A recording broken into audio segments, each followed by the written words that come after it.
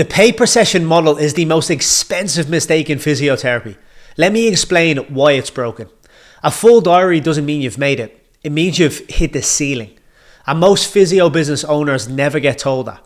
Because from the outside, it looks like success. Patients are coming in, the waiting list is building, your reputation is growing. But inside, the income hasn't moved for several years.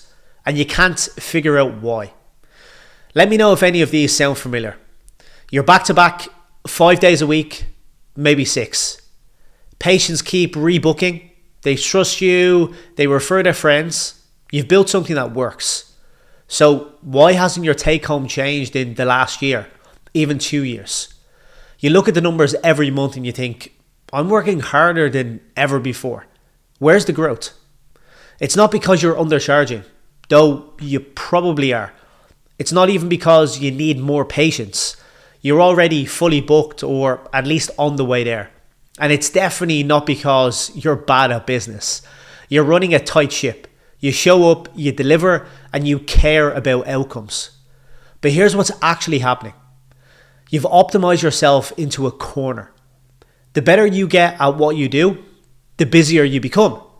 And the busier you become, the more locked in you are. And the more locked in you are, the less room there is to actually grow. You can't take a proper week off because the income stops when you stop. You can't get sick without worrying about the lost revenue. You've thought about hiring, but the numbers scare you. You've even thought about raising your prices, but you're worried patients will leave. You've even thought about scaling, but every option you've seen requires you to become a full-time marketer or buy a course and figure it out alone. There's a structural reason your income is flat, and it lives inside something most physios never look at. Let me show you exactly what I mean. Let's do some honest maths, and I want you to actually think about your physio business while I walk you through this. You're seeing, let's say, 150 patients a month. Average session price, £60. That's £9,000 a month. £108,000 a year. Sounds decent, right? Until you realise if you want to earn 150k, you need to see 208 patients a month. That's 58 more sessions. Where did those hours come from? You're already working 5 or 6 days a week. You're already back to back most days. Here's the uncomfortable bit. You can't get there. Not because you're not working hard enough. It's because the model has a ceiling built into it. Every pound of revenue is tied to an hour of your time. And time doesn't scale. Let's take this a step further. Let's say you want to hit £200,000 a year. £60 per session, that's 277 patients a month. That's roughly 14 patients a day. 5 days a week. If you're doing hour-long sessions, that's 14-hour days every day. No breaks, no admin time, no business development. Just treatment, back to back. And even if you could physically do that, which you can't, you'd burn out in 6 months. This is where most clinic owners start to feel stuck because the maths doesn't lie. The per session model has a ceiling and you're probably already close to it. So what do most physios do when they hit this point? Well, they try one of 3 things and all 3 of them fail for the same reason. Option 1, you go from £60 to £70 per session. Maybe even £80 if you're in a good area. Income goes up a bit. You feel like you've made progress. Then 6 months later, you're back in the same place. Because you're still trading hours for money. Just a slightly better rate. The ceiling moves up, it doesn't go away. And there's a limit to how much you can charge before patients start pushing back or shopping around. Especially if your area has other clinics charging £50 to £60 per hour. So if you raise prices once, maybe twice, you might get away with that, but you never solve the fundamental problem. Option 2, see more patients. You add Saturday mornings, you shorten appointment gaps from 60 minutes to 50. You squeeze in quick assessments between sessions.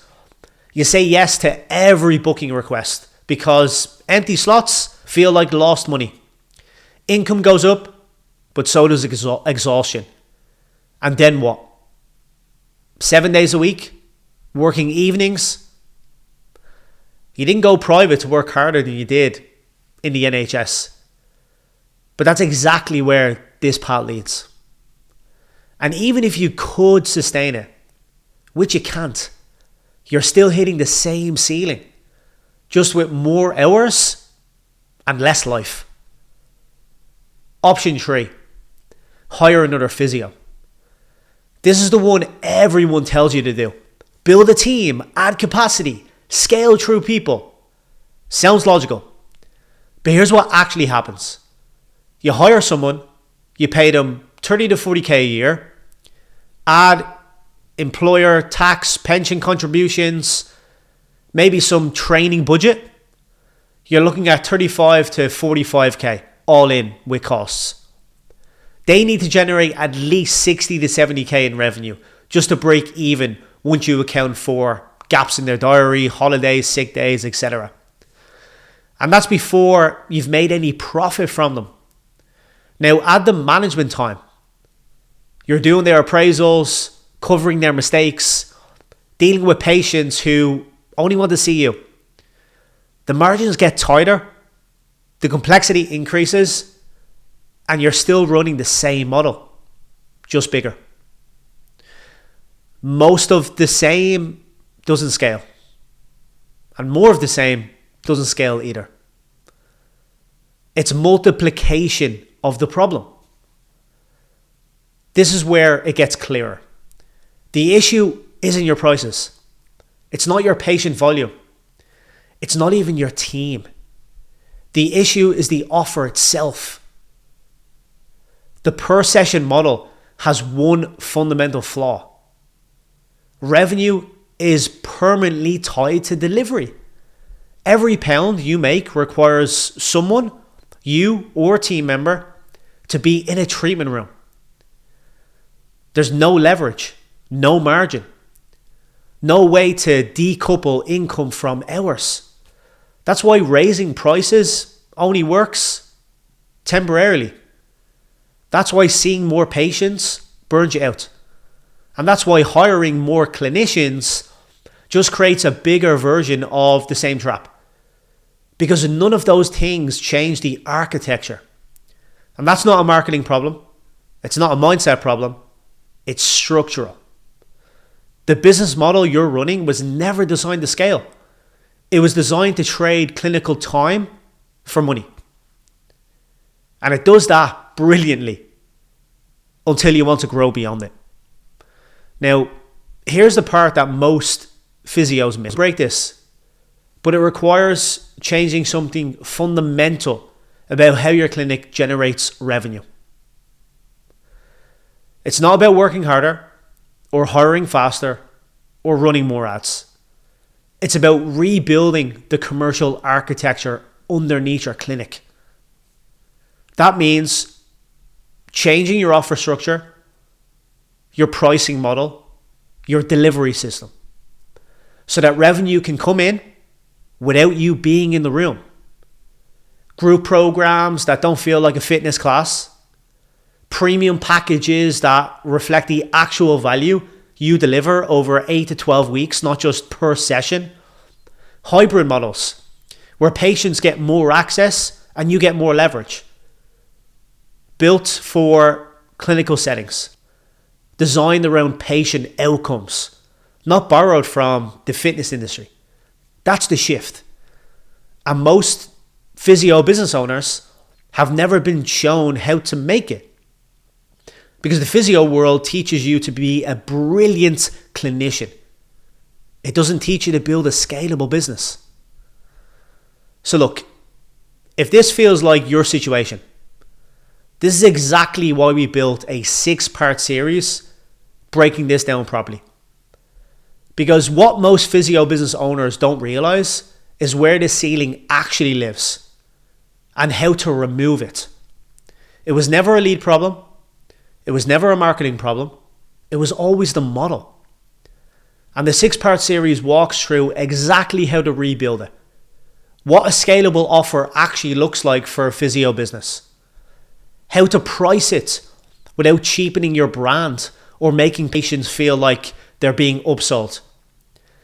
How to position it to existing patients so they see it as a better care option, not a downgrade. How to structure delivery so you're not just creating another version of the one-to-one trap. And how to make the transition without blowing up everything you've already built. That's what we unpack step by step.